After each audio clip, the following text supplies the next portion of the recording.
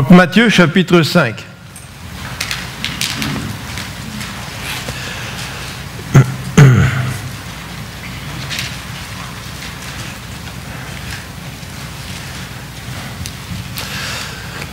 Et on va lire à partir du verset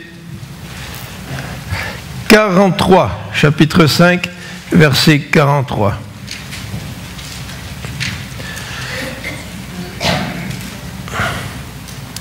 Chapitre 5, verset 43. Vous avez appris qu'il a été dit, tu aimeras ton prochain et tu haïras ton ennemi. Mais moi je vous dis, aimez vos ennemis, bénissez ceux qui vous maudissent, faites du bien à ceux qui vous haïssent.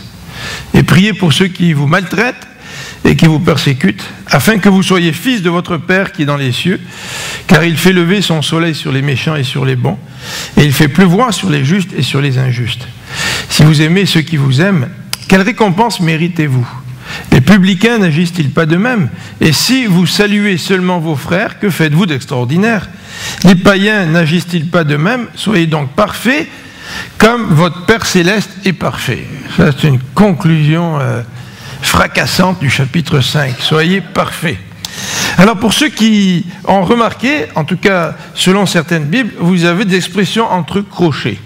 Alors, quand vous retrouvez dans la Bible des expressions entre crochets, cela signifie que ces expressions ne se retrouvent pas dans certains manuscrits importants. Alors, on les met entre crochets. Alors, ce matin, je vais surtout commenter le texte, mais laisser de côté le texte qui est entre crochets. Alors même si les vérités qui sont entre crochets sont des vérités bibliques, on les met entre crochets parce qu'on n'est pas sûr que ces expressions-là se retrouvent dans l'original. Alors c'est la raison pour laquelle vous avez des petits crochets. On va prier ensemble. Seigneur notre Dieu, merci pour ta parole. Merci parce que ta parole est une lumière sur notre sentier. Mais Seigneur, nous ne voulons pas nous voir dans cette parole comme dans un miroir, comme dit Jacques, et repartir en oubliant qui nous sommes. Nous voudrions nous voir tels que nous sommes, mais nous voudrions que tu nous changes, Seigneur. Le christianisme, c'est une question de changement, de transformation, de renouveau. Seigneur, ne nous permets pas de recevoir ta parole. Et même comme François l'a dit tout à l'heure, d'en éprouver de la joie, comme ceux qui ont reçu cette bonne semence dans la parabole du semeur. Mais cette joie n'est que superficielle, puisqu'elle ne produit pas de fruits. Seigneur, fais que notre vie puisse être transformée par ta parole, et que tu puisses nous transformer jour après jour, Seigneur. Quand nous nous regardons, nous ne pouvons qu'avouer que c'est dur de changer. C'est dur. Seigneur, parfois on veut changer des habitudes alimentaires. C'est dur. Parfois nous voulons changer notre emploi du temps, puis faire du sport. Et c'est dur, Seigneur. Tu vois combien nous sommes prompts à rester dans ce que nous sommes. Mais Seigneur, merci pour ta parole. Merci pour ton esprit qui nous transforme et qui nous change. Donc nous voulons venir à toi ce matin te demandant de nous changer, de nous transformer. Seigneur, nous te prions pour nos frères et sœurs qui souffrent. Nous prions pour Madeleine Marco, pour Jacques. Que tu puisses les accompagner, que tu puisses leur donner ta paix. Que Seigneur, bien sûr, ces traitements puissent être efficaces pour Madeleine. Seigneur, nous voulons te prier pour Jackie, pour M. Hainaut. Que tu puisses les consoler dans ce moment de deuil. Merci parce que la maman de Jackie est partie avec toute sa famille. Et ils ont tous été là pour l'entourer. Merci Seigneur parce que nous savons que ceux qui s'en vont ne disparaissent pas, comme l'expression populaire le dit. Mais ils vont avec toi. Tu les reprends pour qu'ils viennent, pour qu'ils partent avec toi. Et là, ils vont nous attendre, nous qui avons cette même foi qu'eux. Donc merci pour la foi que tu as mis dans le cœur de cette femme, de la maman de Jackie. Merci parce qu'elle est avec toi. Mais elle console maintenant ceux qui restent. Te le demandons au nom de Jésus-Christ. Amen. savez, le christianisme, comme je dis dans ma prière, c'est un christianisme de changement. Et bien souvent, nous ne percevons pas le christianisme comme étant quelque chose qui nous change. Et nous tombons très facilement dans la religion chrétienne, dans la religion évangélique. Et j'ai commencé à écouter des DVD de l'orateur qui va venir faire les conférences cœur à cœur dont Alexandre nous a parlé tout à l'heure. Et cet homme a été pasteur pendant de nombreuses années et il s'est rendu compte que très peu de gens dans les églises savent lire la Bible et sont transformés par la Bible. Alors ce qui fait qu'on garde pendant des années des problèmes, soit spirituels, soit émotionnels, que l'on traîne avec nous. Et le but de ces conférences-là, de cette formation-là, c'est de nous aider à faire face à ces difficultés-là et à se laisser transformer par la parole de Dieu. Que ça ne soit pas juste un vocabulaire. Ah, Dieu va te transformer, tu acceptes le Seigneur, tu es sauvé, fantastique, tu as le billet pour aller au ciel, tu es transformé. C'est pas tout à fait ça. Hein? Quand on devient chrétien, Dieu veut changer notre vie. C'est le début du changement. Même si on a le ticket pour aller au ciel, c'est le début du changement. Alors la question est là devant nous, est-ce que nous changeons vraiment? Est-ce que nous avons cette capacité de se laisser parler par la parole, de se laisser travailler par le Saint-Esprit pour changer? Et l'évangile, c'est, j'allais dire, un business de changement. C'est ça l'évangile. Et ici, dans ce sermon sur la montagne, Jésus frappe fort. Il nous dit au verset 20, « Si votre justice ne surpasse pas celle des pharisiens, vous ne pouvez pas rentrer dans le royaume des cieux. » Mais non seulement tu ne peux pas y rentrer, mais tu ne peux pas vivre selon les règles du royaume des cieux, si ta justice ne dépasse pas celle des pharisiens. Et ça, c'est fort au verset 20. Et il finit au verset 48 par des paroles fortes. « Soyez donc », et le donc conclut tout ce qui a été dit, c'est 6 références à l'Ancien Testament ou à la tradition juive, parce que les Juifs mélangeaient la tradition avec l'enseignement de l'Ancien Testament. Il conclut tout ça en disant « Soyez donc parfaits ».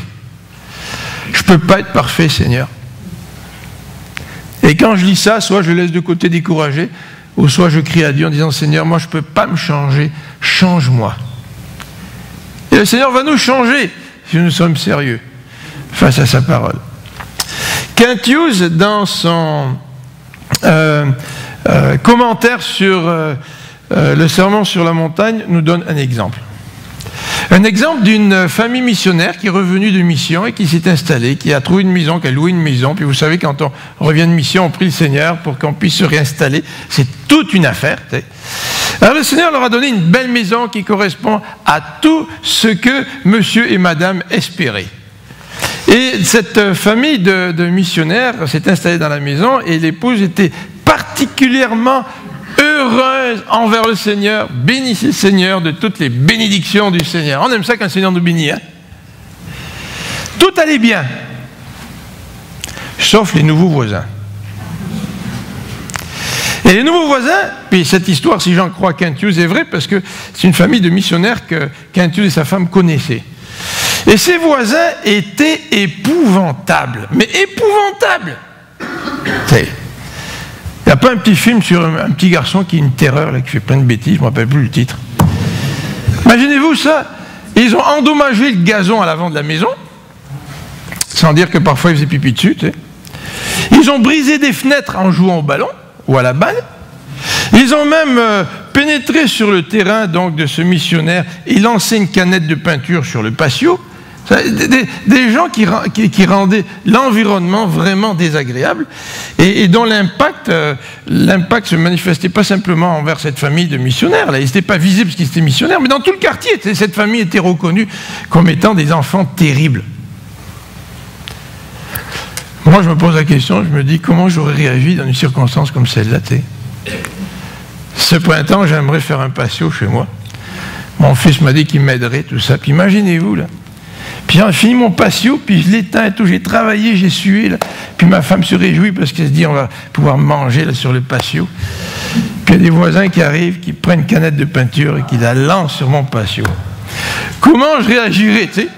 peut-être que mon sang ferait qu'un tour dans mes veines. Tu sais. Et le passage de ce matin nous parle de cela. Enfin, pas du patio, là. Mais nous parle de notre réaction dans des situations similaires. Comme je l'ai mentionné tout à l'heure, Jésus nous dit, si vous n'avez pas une plus grande justice, vous ne pouvez pas entrer dans le royaume des cieux. Et nous avons dit que dans le sermon sur la montagne, donc Jésus présente les exigences du royaume pour provoquer la repentance dans le cœur des gens. C'est pas pour les décourager, là. C'est pour qu'ils se voient tels qu'ils sont, puis qu'ils se repentent devant Dieu. Et à ce moment-là, la repentance prépare l'acceptation de Christ comme étant la solution à nos problèmes. Et nous avons dit que cette justice qui surpasse celle des scribes des pharisiens, c'est la justice que Christ nous donne.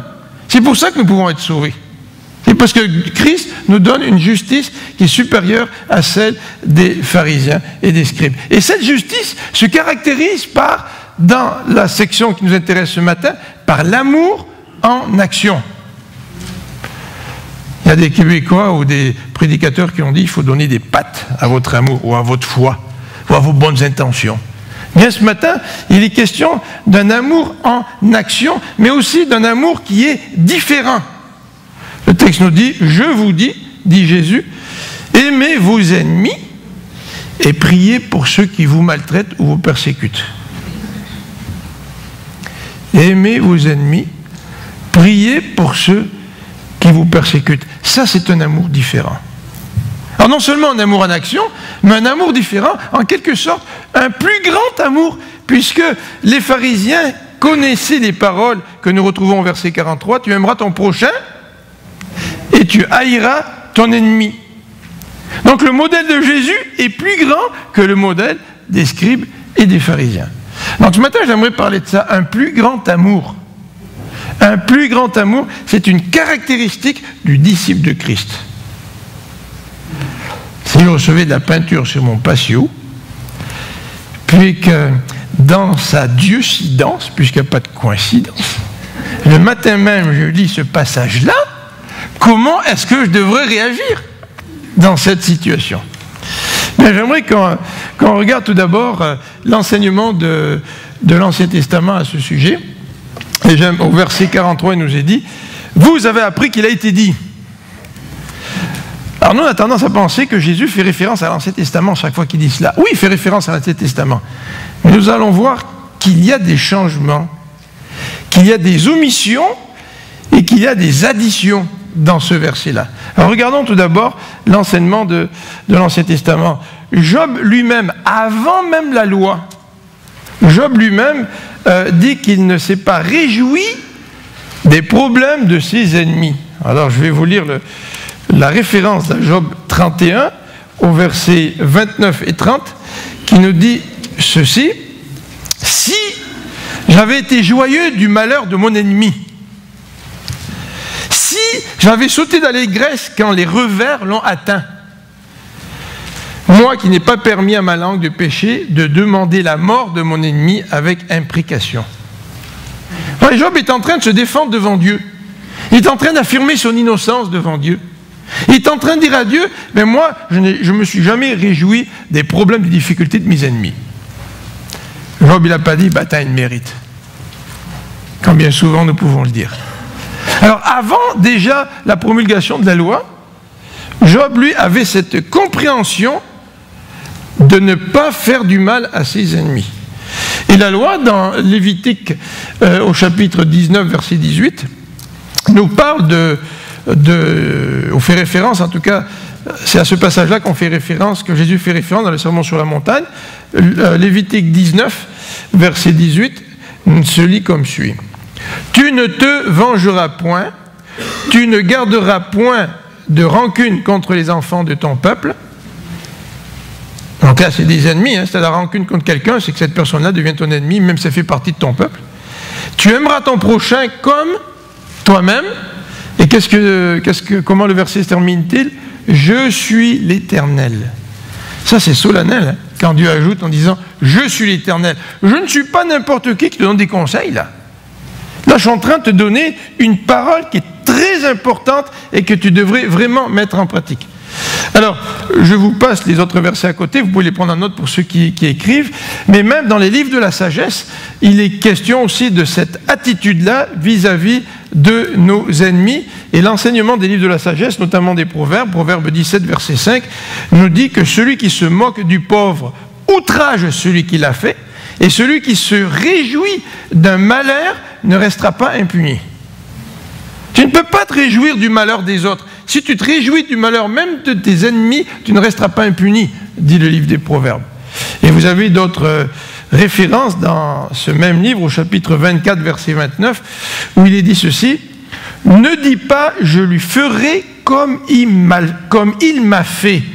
Je rendrai à chacun selon ses œuvres, dit l'Éternel. » Ça veut dire ça, ne lui rends pas la monnaie de ta pièce. Et généralement, c'est ce que nous faisons avec nos ennemis. Chapitre 25, verset 21, renchérit, si ton ennemi a faim, donne-lui du pain à manger. S'il a soif, donne-lui de l'eau à boire, car ce sont des charbons ardents que tu amasses sur sa tête, et l'Éternel te récompensera. C'est quelque chose, hein? Alors c'est sûr que si j'avais reçu cette canette de peinture sur mon patio, et puis que Dieu m'a permis de lire ces versets-là avant que ça arrive, certainement pour me préparer, parce qu'il connaît mon cœur, hein, ben certainement que je me serais rappelé que le Seigneur va me donner une récompense s'il fait du bien à mon ennemi. Et le Seigneur va me rappeler que ma justice doit être plus grande que celle des scribes et des pharisiens. Et que je dois aimer d'un amour plus grand que celui des scribes et des pharisiens. La Bible nous donne l'exemple d'un homme de Dieu, l'exemple de David. David qui... j'ai essayé une nouvelle couleur, je ne sais pas si c'est aussi clair que les autres, là, mais je viens de m'en apercevoir. Là. Vous y voyez pareil? Un peu moins? Moins. Il faudra que je change ça. Le blanc, vous le voyez? Le blanc, vous le voyez. Bon. Alors l'exemple de David, David dans les psaumes nous donne des exemples. Dans le psaume 7, versets 4 et 5, David, c'est un homme qui n'a pas voulu le mal de ses ennemis. Psaume 7, versets 4 et 5. « L'Éternel, mon Dieu, si j'ai fait cela, s'il y a d'iniquité dans mes mains, vous savez, c'est quelque chose, hein, de se présenter à Dieu en disant, Seigneur, là, si j'avais d'iniquité dans mes mains. Et David parle de quoi? Si j'ai rendu le mal à celui qui était paisible envers moi, si j'ai dépouillé celui qui m'opprimait sans cause. Ben, d'ici, c'était le cas que l'ennemi me poursuive. David n'a pas voulu opprimer ou faire du mal, même à celui qui lui en voulait. Vous avez d'autres exemples dans le psaume 35, versets 12 et 15, mais vous vous rappelez certainement de l'exemple de Saül et de David. À 2 reprises, David aurait pu tuer Saül. Dans la caverne d'En-Guédi, au chapitre 24 de 1 Samuel, alors que David et ses hommes étaient au fond de la caverne, Saül rentre pour passer la nuit, puis lui il s'installe à l'entrée de la caverne. Et David est allé découper un morceau de son manteau, vous vous rappelez? David aurait pu vraiment se faire justice. Ici, les pharisiens pensaient qu'ils devaient aimer leur ennemi, leur prochain, mais ils devaient haïr leur ennemi. Et David lui-même, dans une autre circonstance, a pu pénétrer au sein du camp de Saül, vous vous souvenez, avec un de ses héros. Et son collègue qui était avec David lui a dit, ben là, Saül est en train de dormir près du feu, là, la lance est là, prends la lance, et puis on va le tuer, on va le clouer au sol. David a dit, loin de moi l'idée de porter la main sur loin de l'Éternel. Alors c'est sûr que Saül était loin de l'Éternel, mais nos ennemis sont créés à l'image de Dieu. Nos ennemis sont créés à l'image de Dieu. Et Dieu nous demande de manifester un plus grand amour envers eux que cet amour auquel les scribes et les pharisiens sont habitués. Vous vous rappelez encore un autre exemple dans la vie de David. David et Chiméi. Vous vous rappelez cet homme-là, Chiméi, alors que David fuyait son fils Absalom. Chiméi a marché parallèle à David en prenant des pierres, puis lançait des pierres contre David, et les soldats de David, outrés, voulaient lui ôter la vie. Et David a dit, non, ne lui ôtez pas la vie, je mérite ce qu'il est en train de me faire. Si moi j'avais été à la place de David, qu'est-ce que j'aurais fait? L'enseignement de l'Ancien Testament donc nous rappelle la loi de Dieu, tu aimeras ton prochain comme toi-même. Mais dans ce passage, si vous remarquez, il manque une expression. Parce que les rabbins de l'époque ont perverti l'enseignement biblique au verset 43. Et les rabbins de l'époque ont omis l'expression « comme toi-même ». Et quand Jésus nous dit « vous avez appris qu'il a été dit, tu aimeras ton prochain », les gens avaient omis le reste du passage biblique. Alors l'omission, eh bien, nous pouvons remarquer en lisant dans le Nouveau Testament que les Juifs connaissaient très très bien le Lévitique 19-18 qui dit « tu aimeras ton prochain comme toi-même ». D'ailleurs, dans Marc au chapitre 12, verset 32, alors que un des scribes vient rencontrer Jésus et lui demande « quel est le premier de tous les commandements ?» Jésus répond « voici le premier. Écoute Israël, le Seigneur notre Dieu est l'unique Seigneur. Tu aimeras le Seigneur ton Dieu, tout ton cœur, toute ton âme, de toute ta force, de toute ta pensée. Et voici le second, tu aimeras ton prochain comme toi-même. » Et le scribe répond à Jésus en disant ceci au verset 32, « Bien, maître. » C'est intéressant, hein? Bien, Jésus. Il est capable d'évaluer ce que dit Jésus. Tu sais. Tu as dit avec vérité que Dieu est unique et qu'il n'y en a point d'autre que lui, et de l'aimer de tout son cœur, de toute sa pensée, toute son âme, de toute sa force, et aimer son prochain comme soi-même. Le juif le savait que Jésus avait cité l'Ancien Testament. Le juif connaissait très très bien ce que la Bible disait. Tu dois aimer ton prochain comme toi-même.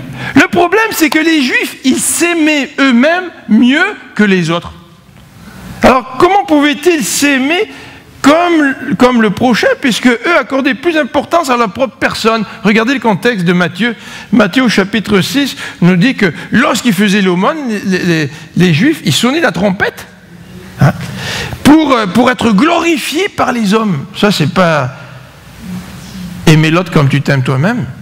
Tu veux prendre la place de l'autre. Et les Juifs, d'ailleurs, au verset 5, il nous est dit que lorsqu'ils priaient, ils aiment prier debout dans les synagogues et au coin des rues pour être vus des hommes. Ils aimaient bien avoir la première place, les Juifs. Ils s'aimaient tellement. Quels gens fantastiques ils étaient, ces pharisiens et ces scribes. Ils voulaient avoir la première place devant les autres. Et le verset 16 renchérit en disant « Lorsque vous jeûnez, ne prenez pas un air triste comme les hypocrites qui se rendent le visage tout défait pour montrer aux hommes que eux, ils jeûnent. » Donc le problème, c'est que ces scribes et ces pharisiens, ils s'aimaient trop et en faisant cela, ils donnaient un sens restreint au mot prochain. Et c'est la raison pour laquelle ils avaient l'habitude de penser que ce qui est important, c'est d'aimer ton prochain, point, et de donner un sens restreint au mot prochain, puisque les ennemis ne faisaient pas partie de ce qu'on appelle le prochain. Alors non seulement ils ont perverti l'enseignement biblique par omission, mais ils ont perverti l'enseignement biblique par addition. Regardez le verset 43, tu aimeras ton prochain et tu haïras ton ennemi. Ils l'ont pris où ça, dans Lévitique? L'expression tu haïras ton ennemi. Ils l'ont pris où cette expression-là? La tradition a fait qu'ils ont rajouté cette expression au commandement de Dieu. Vous vous rappelez ce que dit la Bible hein? Tu n'enlèveras pas, tu n'ajouteras pas. La malédiction dont il est question à la fin de l'Apocalypse. Hein. Tu ne peux pas retrancher, tu ne peux pas rajouter quoi que ce soit à la parole de Dieu. Quand tu le fais, tu changes le sens. Et c'est ce que les Juifs avaient fait. Au point où les Romains, dans la perception des Juifs, disaient que les Juifs haïssaient la race humaine. Vous vous rendez compte? Quel discrédit sur le Dieu dans cet testament de voir que les Romains, en regardant le comportement des Juifs, en est arrivé à la conclusion que les Juifs haïssaient la race humaine. Alors les Juifs, ils s'aiment qu'entre eux. Mais les autres, ils ne les aiment pas. Quelle catastrophe. Les Juifs s'appuyaient sur d'autres textes bibliques pour se donner le droit de changer le Lévitique 19-18. Tu aimeras ton prochain comme toi-même. Alors ils sont appuyés sur d'autres textes. Leur compréhension les a amenés à changer la parole de Dieu. Alors ils se sont dit, Dieu nous a demandé de chasser les Cananéens hors du pays. Tu sais. Donc, il faut bien haïr nos ennemis. Par contre, l'Ancien Testament nous dit que lorsque Dieu a chassé les Cananéens devant les Israélites, c'était le jugement de Dieu. Ce n'était pas le jugement des Israélites sur les Cananéens. Ce n'est pas aux Israélites à juger les Cananéens. C'était Dieu qui jugeait les Cananéens. Il y a toute une différence. Et c'est la raison pour laquelle Dieu disait à son peuple, tu peux aimer aussi tes ennemis. C'est notre responsabilité d'aimer nos ennemis. C'est la responsabilité de Dieu d'exercer des jugements. Et quand on confond les deux, eh bien on arrive à ce beau résultat. Tu aimeras ton prochain et tu haïras ton ennemi. La deuxième raison pour laquelle les Juifs pensaient qu'il fallait haïr leur ennemi, c'est la suivante. Il se trouve dans la Bible ce qu'on appelle des psaumes d'imprécation. Vous savez ce que ce sont les psaumes d'imprécation? C'est des psaumes dans lesquels l'auteur a tellement à cœur la justice de Dieu qu'il appelle le jugement de Dieu sur les pécheurs. Ça, c'est des psaumes d'imprécation. Et David a peut-être écrit des psaumes d'imprécation, mais il y a une différence entre quelqu'un qui a à cœur la justice de Dieu et quelqu'un qui prend en main les choses pour remplacer Dieu dans l'exercice de la justice. Et même si David a pu écrire des psaumes d'imprécation, David n'a jamais pris la justice en main pour régler le cas de Saül, qui pourtant était son ennemi. C'est une question de vie ou de mort entre Saül et David. Jamais David n'a pris en main la justice de Dieu ou n'a pris en main le rôle que Dieu avait. Un plus grand amour. Les pharisiens, les scribes ont perverti l'enseignement du Christ. Et par contre, dans ce passage, le Christ va donc introduire son enseignement par cette expression « mais moi je vous dis », dans l'expression très importante, « moi je vous dis », et le « mais » qui établit un contraste là, et Christ va donner deux impératifs qui sont au présent. Puis des impératifs présents, ça décrit une action continue. Donc Jésus n'est pas en train de dire « aime en ce moment-là », prie à ce moment-là. Non, Jésus dit « aime tes ennemis », ça doit faire partie de ton style de vie. Prie pour ceux qui te persécutent, ça doit faire partie de ton style de vie. Vous savez que le pharisien qui a rencontré Jésus, dans la parabole du bon samaritain, le pharisien qui a rencontré Jésus se croyait malin. Et quand Jésus commence à lui parler, Jésus lui demande qu'est-ce qui est écrit dans la loi, et il répond, tu aimeras le Seigneur de toute ton âme, etc., et ton prochain comme toi-même. Là, c'est le pharisien qui répond à Jésus. Puis il montre à Jésus qu'il connaît la loi comme toi-même. Hein? Alors que les pharisiens s'aimaient eux-mêmes plus que leur prochain. Alors Jésus lui dit, tu as bien répondu, il dit, fais cela et tu vivras. Et le texte nous dit au verset 29, mais lui, ce docteur de la loi, voulant se justifier, dit à Jésus, qui est mon prochain? Ah ah! Pour les Juifs, il y avait des catégories. Et le Juif voulait savoir qui était son prochain. Et Jésus lui raconte la parabole du bon samaritain. Et à la fin de la parabole, Jésus ne lui dit pas « ton prochain, c'est le gars qui est au bord de la route ». Jésus renverse le raisonnement et au verset 36 et 37, il lui pose la question « lequel de ces trois personnes qui sont passées à côté de l'homme blessé, lequel de ces trois personnes a été le prochain de celui qui est blessé ?» Ce que Jésus nous dit en quelque sorte, ne te pose pas la question de savoir qui est ton prochain, ils sont tous ton prochain. Est-ce que toi, tu es le prochain de celui à côté duquel tu te trouves? Donc Jésus renvoie la question à ce pharisien-là. Donc, aimez vos ennemis, dit Jésus. Vous savez que dans la Bible, il y a plusieurs expressions qui nous parlent de l'amour, toutes sortes d'amour. Il y a le mot philia qui veut dire l'amitié fraternelle. Il y a le mot storgé qui veut dire l'amitié ou l'amour dans la famille. Il y a le mot éros, c'est l'amour des émotions, l'amour physique. Et il y a le mot agapé, cet amour qui consiste à s'engager l'un avec l'autre. Et ici, il est question d'un amour en action. L'amour agapé, c'est un amour qui n'est pas basé sur les émotions. C'est un amour qui n'est pas basé sur des relations familiales. On s'attend à ce que les gens de la famille s'aiment. Mais c'est un amour qui vient d'une volonté, d'une décision que je prends. C'est pour ça que Jésus nous donne des commandements. Parce que Jésus s'attend à ce que nous prenions une décision suite à ces commandements. Donc, aimez vos ennemis, dit Jésus. Et le dernier aspect, vous avez des passages dans 1 Jean 4 et dans Jean 13. Vous vous rappelez, Jean 13, quand Jésus a aimé ses disciples. Le Christ lui-même a donné un exemple. Il nous rappelle combien il est important d'aimer notre prochain et même nos ennemis. Jésus continue en disant, priez pour ceux qui vous persécutent. Encore une fois, c'est le présent. En ce qui a trait au commandement prier, c'est au présent le mot persécute. Ça va être fatigant de prier pour ceux qui nous persécutent continuellement. Mais pourquoi l'Évangile a conquis tout l'Empire romain? Il y avait des persécutions, il y avait des épreuves. C'est avec l'amour de Dieu qu'ils ont conquis certainement l'Empire romain. Alors, pourquoi prier pour ceux qui nous persécutent? Parce que ces gens-là, ils ont les mêmes besoins que nous, on avait. Avant de rencontrer le Seigneur, j'avais besoin de grâce. Avant de rencontrer le Seigneur, j'avais besoin de pardon. Vrai? Et si nous comprenons véritablement la grandeur de la grâce de Dieu, nous serions prêts à prier pour ceux qui en ont besoin, pour ceux qui nous persécutent. La prière, ce que ça fait, c'est que ça change mon cœur.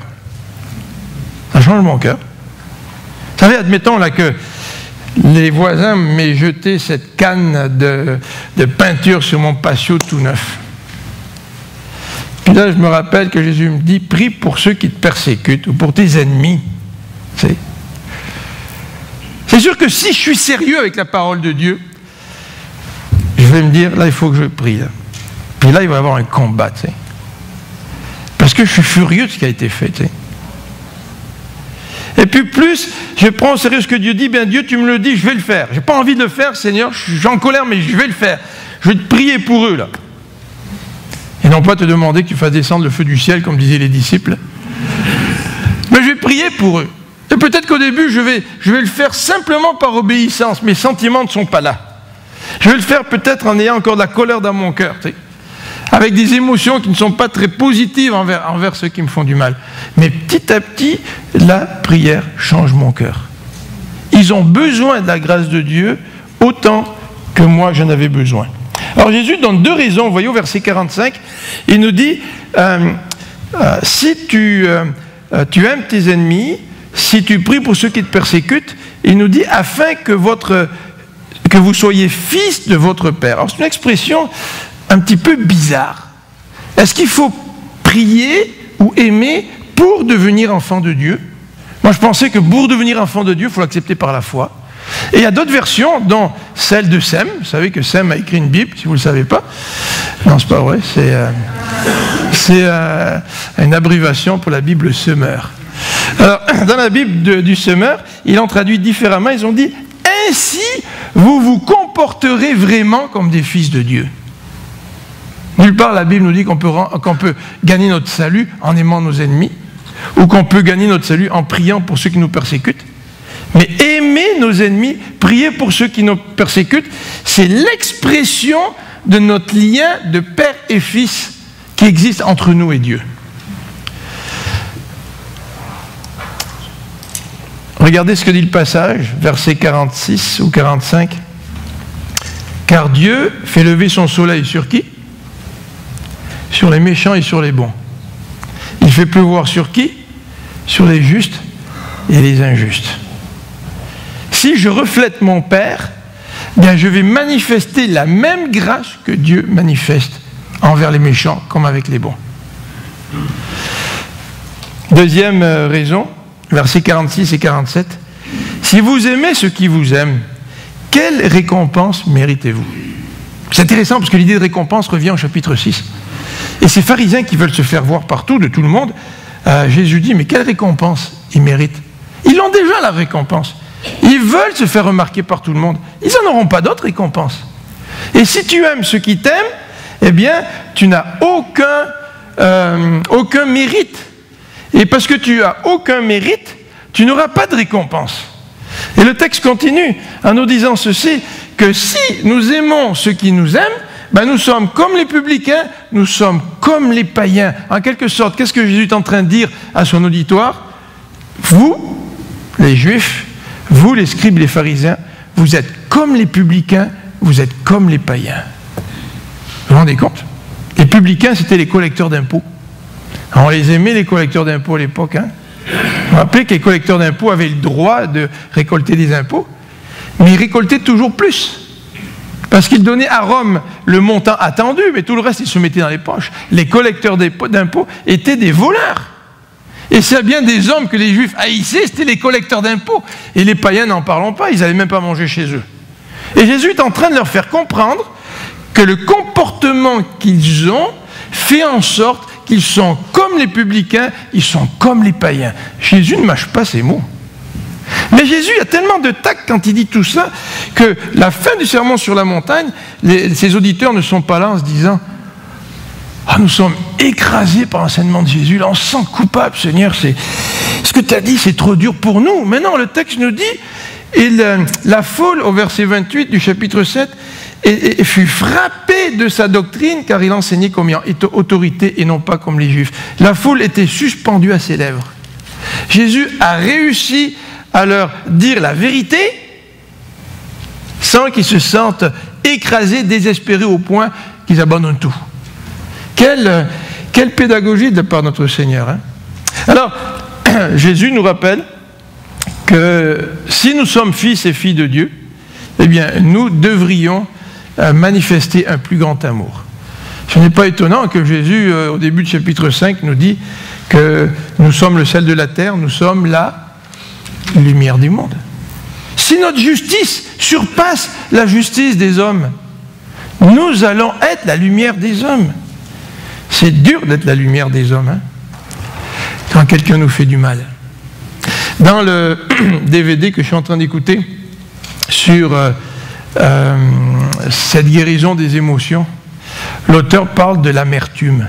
Vous savez, quand quelqu'un nous fait du mal, puis qu'on développe de l'amertume, puis il mentionne tous les fruits de l'amertume, tout ce que l'amertume produit dans ma vie et tout ce que l'amertume produit dans la vie des autres. Vous savez, c'est dur d'aimer nos ennemis, mais il n'y a pas d'autre solution pour éviter de tomber dans l'amertume. Vous savez que l'amertume, ça a tellement d'influence que l'amertume rend les autres aussi amers. C'est contagieux, l'amertume. Et comment se protéger de l'amertume? La meilleure façon, c'est d'être comme Dieu, c'est de refléter notre Père, c'est-à-dire d'aimer même nos ennemis. Alors, est-ce que c'est possible de lire ce verset 48 qui conclut tout cela? Soyez donc parfaits comme votre Père céleste est parfait. C'est un standard qui est très élevé. Jésus n'a jamais baissé des standards pour être plus populaire. Jamais. Et nous ne devrions pas baisser nos standards pour faire plaisir au monde. Par contre, notre Père est un Dieu de grâce envers tous. Et notre Père, lui, en nous prêchant ou en nous rappelant le standard divin, s'attend à une réaction de notre part. Les Juifs ont réagi à un moment donné, ils ont dit à Jésus, mais si c'est impossible aux hommes, qu'est-ce qu'on peut faire? Vous vous rappelez, Jésus parlait des riches, en disant qu'un riche ne peut pas aller dans le royaume des cieux, c'est comme aussi impossible qu'un chameau de passer par le trou d'une aiguille. Les disciples répondent en disant, mais si c'est impossible, qu'est-ce qu'on peut faire? Et Jésus, vous savez qu'est-ce qu'il dit? Tout ce qui est impossible aux hommes est possible à Dieu. Nous avons besoin de l'aide de Dieu. L'objectif n'est pas de baisser les standards. L'objectif, c'est de garder les standards. Soyez parfaits comme votre Père Céleste est parfait. Et face aux standards de Dieu, de reconnaître que nous avons besoin de Dieu. Pour que notre justice soit supérieure à celle des hommes, nous avons besoin de l'aide de Dieu. Nous avons besoin de la justice de Dieu. Revenons à cet exemple. Cette madame qui vivait un enfer a décidé de prier à cause de ses voisins. Cette femme qui était tellement heureuse d'avoir pu s'installer dans cette maison en revenant de mission et qui était tellement bénie par le Seigneur et qui a certainement dû connaître un choc en réalisant quel genre de voisin elle avait, elle a commencé à prier et a décidé d'agir. Et la prière, c'est de l'action. Mais non seulement elle a prié, elle a commencé à préparer des petits plats. Puis elle est allée apporter des petits plats à ses voisins. Alors là, vous espérez peut-être que la petite histoire nous dise que ses voisins sont convertis. Ils ne sont pas convertis, les voisins. Les enfants sont restés des enfants terribles. Mais la prière l'a changé, elle. Et quand ses voisins ont déménagé, cette madame missionnaire a pleuré. Parce qu'elle avait développé un attachement pour ces gens. Quel contraste! Soyez parfaits comme votre Père céleste est parfait.